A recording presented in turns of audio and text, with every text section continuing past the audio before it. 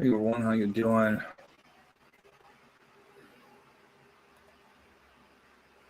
Let me get it all set up here.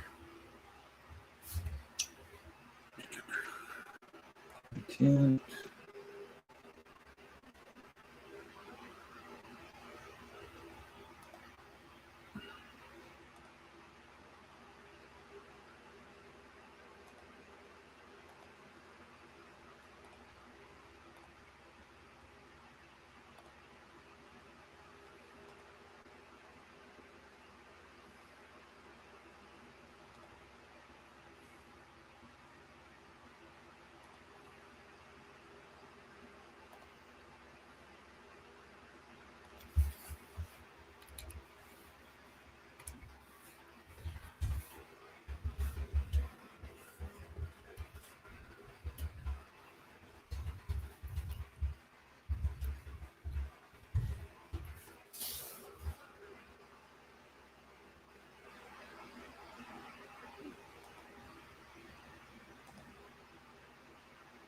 Okay.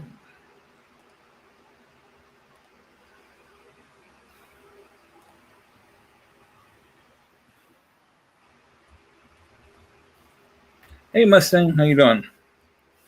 All right, chapter 8, um, Unlearn Lessons. By 1830, there were over 10,000 Anglo settlers in Texas. They were arriving not just from Louisiana and Mississippi, but from Arkansas, Missouri, and as well as the southern states of the East Coast. That those settlers were supposed to be Catholics or vow to convert was not a hurdle. Thanks to Michael Malden, who is one of the more curious character in Texas history. He was born around 1780 in the Diocese of Kilmore, Country Cavan, and ordained at the Irish College of Seville, Spain. Malden went to serve in the Diocese of Monterey, having arrived in Veracruz in 1821 in the company of Juan Odezano, the Spanish Viceroy of Mexico. A decade later, Stephen Austin selected Maldon to provide for the spiritual needs of the Texan colonists. The priest became so profound at converting Protestants colonists. The process took a miracle 15 minutes that those men and women come to be known as Malden Catholics. The government in Mexico City may not have fully comprehend that many of those 10,000 Anglo settlers have immigrated from states where independence and self-governing were important, as was the ability to own slaves. There were differences, of course, but it was not surprising that more of those Texans were beginning to view Mexico similar to the way American colonists over a half a century earlier regard Great Britain. Still, there were many men like Austin who preferred to focus on peace, prosperity, and their beautiful and sometimes breathtaking surroundings. Part of that focus on peace was to try and maintain it with their Indian neighbors. The series of regulations that Austin issued to govern his niche in colony in 1824 created a necessary criminal justice system. The first five regulations of which concerned of indigenous population, which is to some extent was being displaced of settlers and were exposed a significant danger of attack, or were actually attacked. One regulation was to call out as many men as many may be necessary to pursue and take, say, Indian prisoners. However, the extreme measures were to be avoided. Austin was not by nature a violent man, and he was smart enough to understand the death were more likely to escalate rather than resolve matter. But somewhat lighter hand did not work. 2 years later, Austin claiming that the frontier is a malice continue in the message that the whole colony is threatened under the circumstance. It became my duty to call militia to the frontier and to repel the threatened attack and teach our enemies to fear and respect us. It was a lesson that had to be applied repeatedly and that required plenty of availability militia members at around that time of Austin recognition that displaced the residents were not going away quickly or quietly. There were over 500 men who had signed up for ready to ride against the savages. One of them continued to be Morrison. His venture in 1831, example of the kind of conflict that had become routine in the area. Elliot Beckner, a militia captain known to most by nickname Strap, was alerted that a band of Indians had murdered two families who had settled in Colorado District.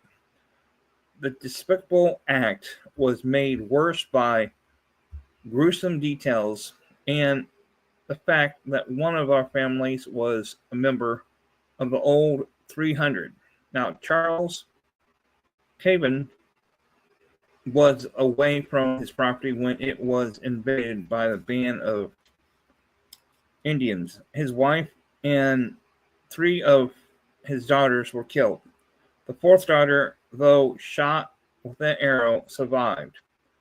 A female settler named Flowers, who had been visiting Miss Craven, was also killed and her daughter wounded. She too survived. While the attackers ransacked the house, Craven returned but remained out of sight until the Indians rode away. After seeing the horror, Craven rode off to sound the alarm. Strap Butner pulled together a posse of around 60 men who set off in pursuit, believing they were close to their quarry, camped near the Colorado River of Texas.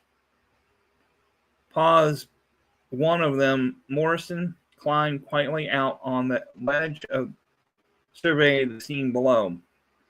The ledge collapsed, sending Morris tumbling 40 feet downhill to the riverbank, where, after rubbing the dirt out of his eyes, he looked around and saw only perplexed Indian warriors before they could take any action. Morrison leaped behind the riverbank and began firing. The rifle he had somehow managed to retain in his gasp.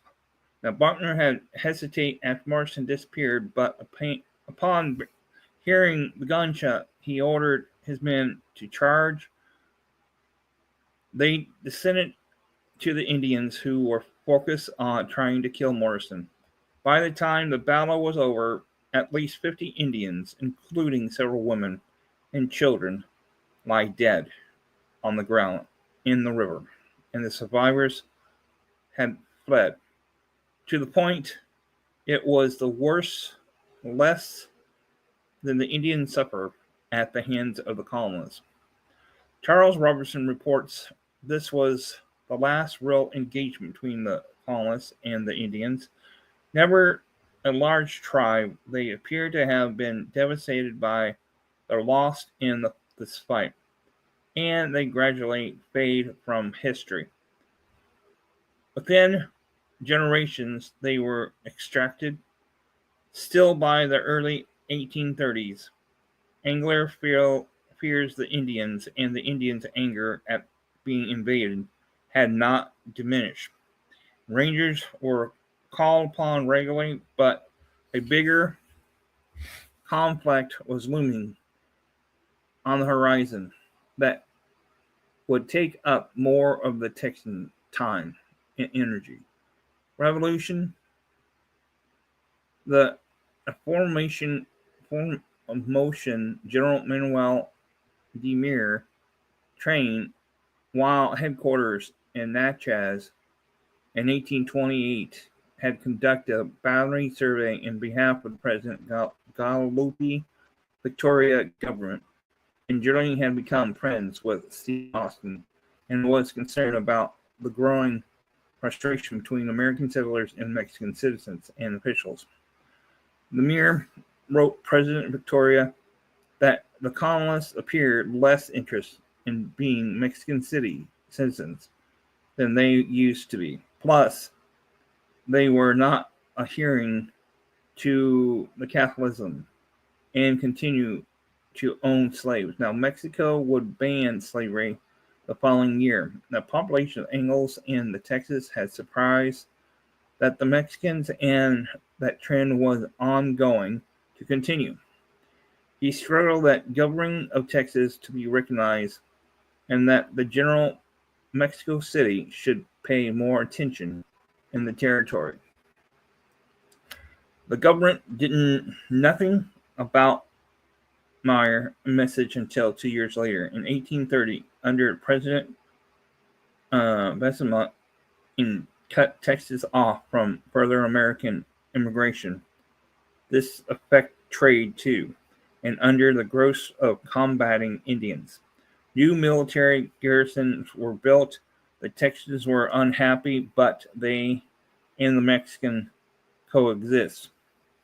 In the friendship of Austin and Mir endure. Then come the Battle of Valdez, 1832, which would prove a glimpse of the Texas Revolution to come. Well, I'm going to stop there. Next one, chapter 9. Austin behind bars, where he was there, and then later years, we know the Mexican War down in Texas of that one. So, well, I'll talk to you guys a little later. Hey, thanks for coming. I appreciate it.